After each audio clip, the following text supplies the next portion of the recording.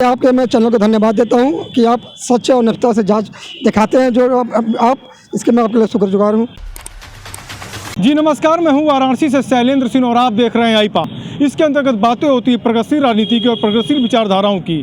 2022 के चुनावी आगाज़ में अपने प्रत्याशियों के जीत के लिए लोग चल के आ रहे हैं इस समय, और जानना यह है कि किस तरीके की तैयारियां हैं प्रत्याशियों के लिए, किस प्रकार की रणनीतियां तैयारी की जा रही हैं, पदाधिकारी जो हैं किस प्रकार के जिम्मेदारियों का निर्वहन कर रहे हैं। जानते हमारे साथ इस वक्त मौजूद हैं तौकीर अहमद जी, जो कि AIMIM के यहाँ पे मंडल के अध्यक्ष भी हैं और मंडल सचिव हैं, और जानते हैं कि किस प्रकार से तैयारियां हैं। बनारस वाले मिश्रा जी के पक्ष में आए हुए हैं यहाँ पे वाराणसी में, और जानते हैं कि किस तरह की तैयारियां। तौकीर जी, स्वागत है आपका आईपा में। जी नमस्कार, अस्सलाम वालेकुम। तौकीर जी, जिस तरीके से अगर बातें की जाए यहाँ पे बनारस में आप आए हुए हैं, बनारस वाले मिश्रा जी यानी हरीश मिश्रा जी के सपोर्ट में, तो कितना दमखम नज़र आता है उनके में? भाई बहुत दम भाई, इसलिए आज आज ऑल इंडिया मजलिस इत्तेहादुल मुस्लिमीन पार्टी जो लोग कहते हैं कि ये सिर्फ मुस्लिम की पार्टी है, पहले मैं उनका जवाब देना चाहूँगा कि ऑल इंडिया मजलिस इत्तेहादुल मुस्लिमीन पार्टी सबकी पार्टी है, चाहे दलित हो, वैश्य हो, ब्राह्मण हो, ठाकुर हो, यादव हो। हम ये नहीं है कि जो आज हमारे तमगा लगा हुआ है कि ऑल इंडिया मजलिस इत्तेहादुल मुस्लिमीन पार्टी ये मुस्लिम पार्टी है। आज हमारी पार्टी 19 नॉन मुस्लिम को अपनी कैंडिडेट खड़ा की है। जिस तरह में से हमारे हैं हरीश मिश्रा जी, बनारस वाले मिश्रा जी, जो आज हमारी हक हकूक़ के लिए आज हमारे बालिक साहब बोलते हैं। तो अब मिश्रा जी एक ऐसे शख्सियत हैं जो इनका कोई मतलब ये नहीं कि आप इनको हम प्रोटेक्ट करें, ये एक चर्चित चेहरा बनारस के लिए है, जो आवाज़ उठाते हैं, हर तरीके के मुद्दे पर आवाज़ उठाते हैं। तो हम इनके सहयोग में हैं इस तरह कि आज हमारे बनारस में दक्षिणी में कुछ काम, उत्तरी में कुछ काम धाम नहीं हो रहा है। तो हमारे मिश्रा जी हैं जो आज लोग हमारा बस लड़ाई एक ही है कि भागीदारी की लड़ाई है। जिस तरह आज हम IMIM पार्टी को लोग कहते हैं कि वोट काटने आए हैं, ये बताइए, हम पूछना चाह रहे हैं क्या सारी पार्टियां चुनाव लड़े वो सही हम वोट काट रहे हैं? अच्छा देखिए, सवाल ही बराबर उठता आया है आपके साथ साथ तौकीर जी, निशाने साधे गए विपक्ष द्वारा कि आप उटकटवा के तौर पे यहाँ पे लाए गए हैं। जैसे ओवैसी जी केवल यहाँ पे बी पार्टी का एक जो हमेशा तहमत लगता चला आया है कि केवल ये बी पार्टी है। तो किस नज़रिए से आप देखते हैं 2014 के पूर्व, 2017 के पूर्व अगर देखा जाए तो क्या स्थितियाँ अन्य दलों की थी यहाँ पे, और अब जब आप यहाँ पे आए हैं, यहाँ पे जब कमान संभाले हैं ओवैसी जी जो आके, तो किस नज़रिए से देखते हैं आप? सर ये हम जो लोग कहते हैं मुस्लिम जो कम्युनिटी, मुस्लिम समाज 2014 में भी सपा को वोट दिया, 2017 में सपा को दिया, 2019 में सपा को दिया। तो बताइए, सपा से मुस्लिम को वोट देने सपा बीजेपी रुक जाएगी?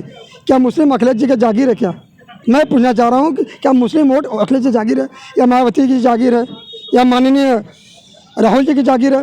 तो हम अपने हकूक़ के लिए लड़ रहे हैं आज।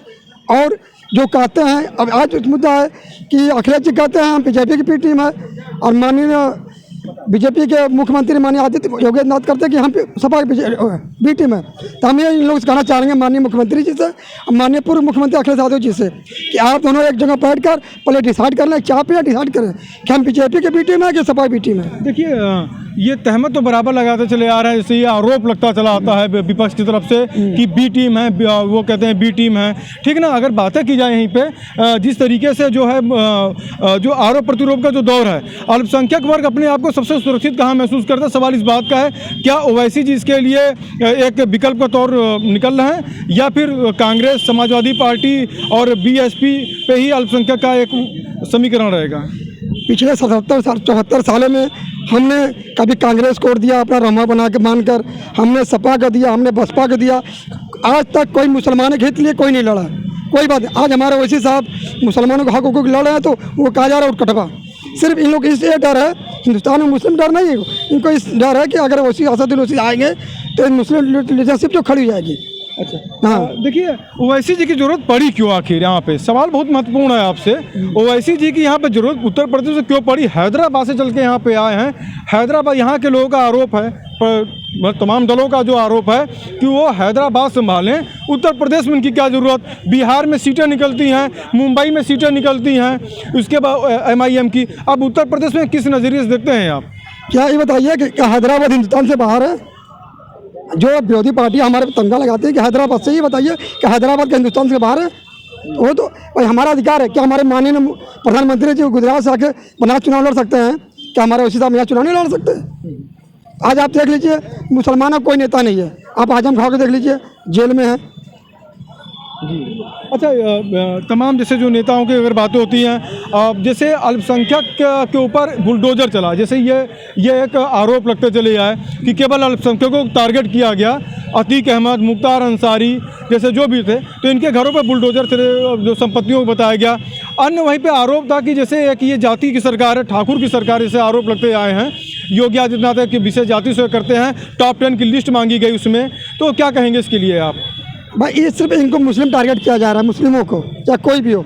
आज देख लीजिए आप इस समय ब्रजेश सिंह को देख लीजिए, उनमें क्यों नहीं प्रोड्यूसर चला रहा है, इसलिए को ठाकुर है। सिर्फ इस समय मुस्लिम और ब्राह्मणों पर बीजेपी सरकार जितनी अत्याचार की है वो मुस्लिमों पर ब्राह्मणों पर की है। इसलिए आज आप देख लीजिए हमारी आबादी 20% है, अब यूपी के जेलों में 27% मुस्लिम है, आज भी जेल में बंद है। मतलब मुस्लिम के साथ साथ कहीं ना कहीं से दोहरा मापदंड अपनाया जाता है। अच्छा, एक चीज़ हम आपसे जानकारी लेना चाहेंगे, मुसलमान कल, आज और कल में आप अंतर क्या देखते हैं? सवाल इसलिए आपसे महत्वपूर्ण है क्योंकि पूर्व की अगर बातें की जाए तो कांग्रेस, समाजवादी पार्टी, बीएसपी, ये घुमा फिरा के, या बीजेपी, अब 32 साल से कांग्रेस बाहर हो जाती है, केवल यही 3 सरकारें लगातार जो रिपीट कर रही हैं। तो इसमें मुसलमान की स्थिति आप किस नज़रिए से देखते हैं? भविष्य क्या है, भूत क्या था, वर्तमान क्या नज़र आता है इसमें मुसलमान? सर, हम मुसलमान अखिलेश यादव जो भरोसा किया माननीय मुलायम सिंह पर 4 मुख्यमंत्री बनाया गया, बहन मायावती जी को मुसलमान भरोसा किए को मुख्यमंत्री बनाया गया, लेकिन मुसलमानों के लिए हक के लिए कोई बात नहीं करता। आज क्या आज मुसलमानों का माननीय अखिलेश यादव जी पिछले चुनाव में उन्होंने वादा किया था कि हम मुस्लिम को 18% आरक्षण देंगे, क्या उन्होंने दिया? जी, सिर्फ मुस्लिम को एक थोड़ी कड़ी की राजनीति करके दिखा था। जब वोट का समय आता है तो मुस्लिमों को लालीपॉप दिया जाता है। आज आप देख ही रहे किस तरह अखिलेश यादव जी के मन से मुस्लिमों को धक्का मार के उतारा जा रहा है, उनका टिकट काटा जा रहा है। जी, तो ये कहीं ना कहीं से बेइज्जती महसूस हो रही है अल्पसंख्यक जो है। मगर जहाँ पे जो दावे कर रहे हैं अखिलेश यादव की अल्पसंख्यक हमारे साथ हैं, MY फैक्टर और उसके बाद MY कहीं J फैक्टर, मतलब तमाम जो फैक्टर जो चल रहे हैं घुमा फिरा के, तो अल्पसंख्यक केवल एक बेहतर विकल्प ओवैसी जी को ही मान सकता है, ये कहना उचित होगा? आज मुस्लिम समाज, आज मुस्लिम कम्युनिटी पूरी यूपी का हिस्सा को मान रही है। उस हिसाब में वो काबिलियत आज मेरे मुस्लिम समाज नहीं, आज किसी समाज आप जाइए जो पढ़े लिखा वर्ग है, चाहे वो यादव बिरादरी में हो, चाहे हमारा दलित समाज हो, चाहे ब्राह्मण समाज, सब लोग यही सोच कहता है कि वैसी साहब एक अच्छे लीडर हैं जो सांसद रत्न हैं, जो किसी भी देश का मुंह तोड़ जवाब दे सकते हैं। जो हमारे मोदी जी कहते हैं 56 से का सीना, सर नाम का, कि हमारे सदर ने 2013 में पाकिस्तान में 56 का सीना दिखा के आया था। ओवैसी जी ने कहा अभी बीच में अल्पसंख्यक की स्थिति वो है कि बैंड बाजे वाली स्थिति से तुलना किया गया। अल्पसंख्यक केवल बैंड बाजे वाली स्थिति में दूल्हा अंदर चला गया, बस ये अपना बैंड बाजा पिटे बाहर चले आए, तो जो उसके बाद फिर कटाक्ष भी हुए।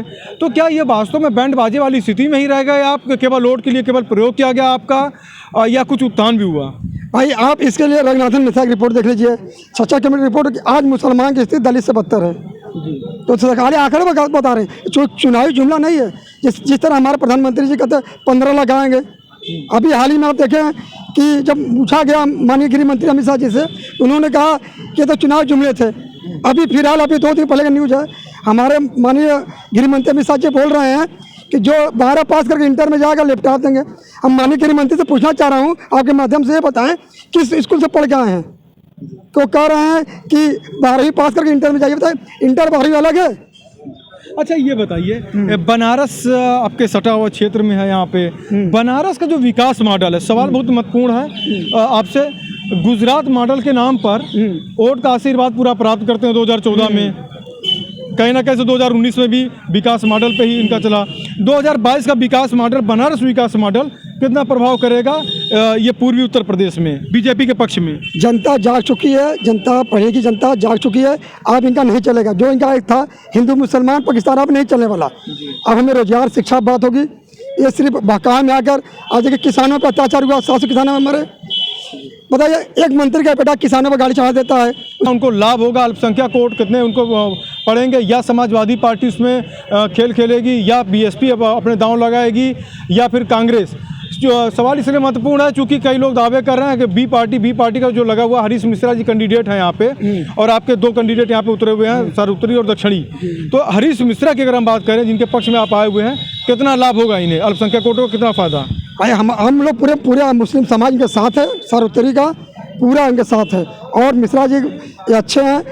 आज इनको इस तरह से लोग बदलाव आज अच्छे सुपरीट जमात सेविक हैं जो लोगों के दुख दर्द में काम देते हैं और मिश्रा जी के साथ आज मुस्लिम समाज के साथ ब्राह्मण समाज उनके साथ है, वो कामयाब होंगे।